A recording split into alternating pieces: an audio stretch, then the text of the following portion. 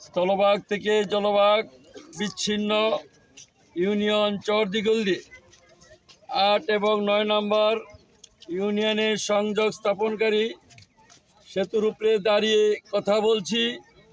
আমি মোহাম্মদ ইব্রাহিম ভূঁইয়া, 11 দলীয় ঐক্য জোটের প্রার্থী,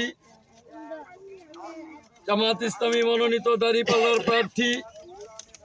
দুটি গ্রাম ওয়ার্ড পাশাপাশি, টিডির চর এবং জিত্রামপুর, যেটা আপনার জাতীয় মিডিয়ায়, লোকাল মিডিয়ায়, সোশ্যাল মিডিয়ায় আপনারা টেডা যুদ্ধের রণক্ষেত্র হিসাবে পরিচিত। আমি নিজেও একদিন এই টেডা যুদ্ধের মাঝে পড়েছিলাম। এই যুদ্ধ যুগ যুগ ধরে চলে আসছে।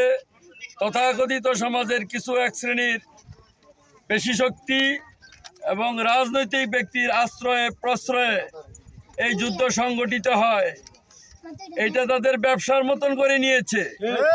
এটা দীর্ঘদিন চলতে পারে না। আমরা নরসিংদীবাসী শান্তি চাই, নিরাপত্তা চাই, স্বস্তি চাই।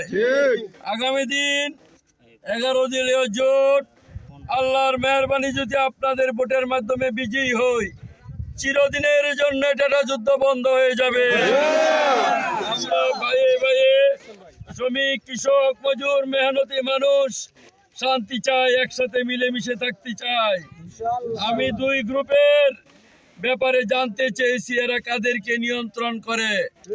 বলল যে 2 টেডা গ্রুপকে একই দলের একজন নেতা নিয়ন্ত্রণ করে। তাদের রাজনৈতিক হীন চরিত্র চরিতার্থ করার জন্য, হীন স্বার্থ চরিতার্থ করার জন্য যুগের পর যুগ এদেরকে আপনার ব্যবহার করে থাকে। অসহায় কৃষক, মজুর, মেহনতি মানুষ এখানে ক্ষতিগ্রস্ত হয়। ওরা অন্তরালে থাকে, ওদের রক্ত শোষণ করে।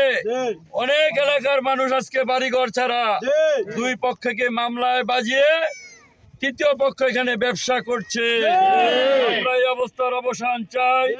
চরবাসী আমার প্রতি আস্থা রাখেন। আমি আপনাদেরকে নিয়ে চিরদিনের জন্য, আল্লাহ চাহে তো, আপনাদের সেবক হয়ে, খাদেম হয়ে পাশে থাকতে চাই। এই টেডা যুদ্ধ জীবনের জন্য অবসান চাই, এই জন্য আপনাদের পাশে চাই। সবাইকে অসংখ্য ধন্যবাদ। আবারও কথা হবে, দেখা হবে। দাঁড়িপাল্লার পাশেই থাকুন। সব দেখা শেষ দাঁড়িপাল্লা।